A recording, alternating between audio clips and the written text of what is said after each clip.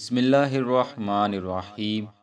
حضرت امام ابو داود رحمۃ اللہ تعالی علیہ عالم اسلام کے عظیم محدثین میں سے ایک ہیں۔ آپ کا اصل نام سلیمان بن الاشعث اسجستانی تھا۔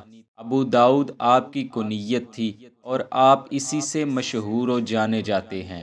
آپ کی اہم ترین تالیف میں کتاب السنن ہے، جسے سنن ابی داود کے نام سے جانا جاتا ہے، اور اس کا شمار ان عظیم کتب احادیث میں ہوتا ہے جن کو صحاح ستہ میں شامل ہونے کا اعزاز حاصل ہے۔ آپ 202 ہجری سیستان میں پیدا ہوئے اور زندگی کا ایک بڑا حصہ بغداد میں گزارا۔ آپ نے کم عمری میں ہی اخذ علم کے لیے سفر شروع کر دیا تھا۔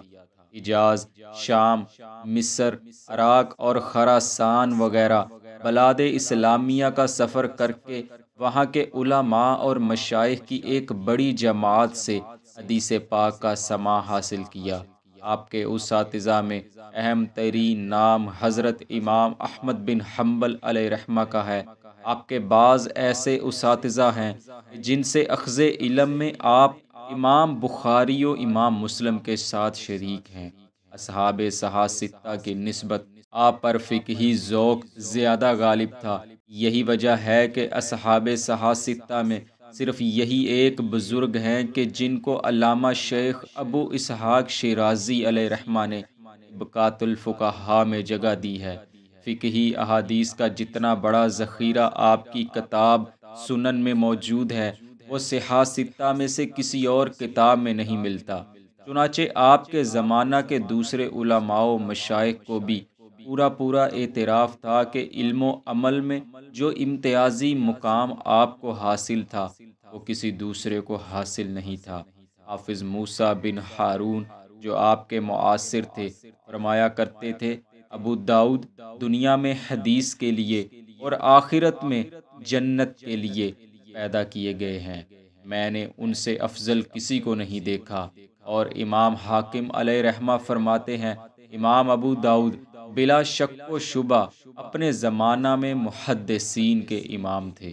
آپ نے 73 سال عمر پائی اور 16 شوال المکرم 275 ہجری میں انتقال فرمایا، اور بصرہ میں حضرت امام سفیان ثوری علیہ رحمہ کے پہلو میں مدفون ہوئے۔ الغرض آپ کے فضائل و مناقب پر جس قدر بات کی جائے کم ہے۔ آپ کے بارے میں یہ روایت ہے کہ آپ نے فرمایا، میں نے رسول اللہ صلی اللہ علیہ وآلہ وسلم کی 1500 احادیث روایت کی ہیں، اور ان سے انتخاب کر کے میں نے کتاب السنن میں لکھی، جن کا میں ضامن ہوں۔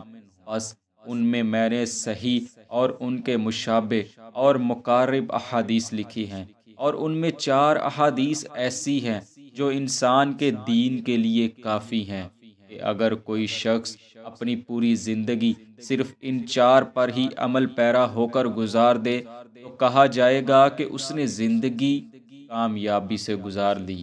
وہ 4 احادیث یہ ہیں۔ نمبر 1، اعمال کا مدار نیات پر ہے، یعنی ہر عمل کی صحت کا اعتبار اس کی نیت سے ہوتا ہے۔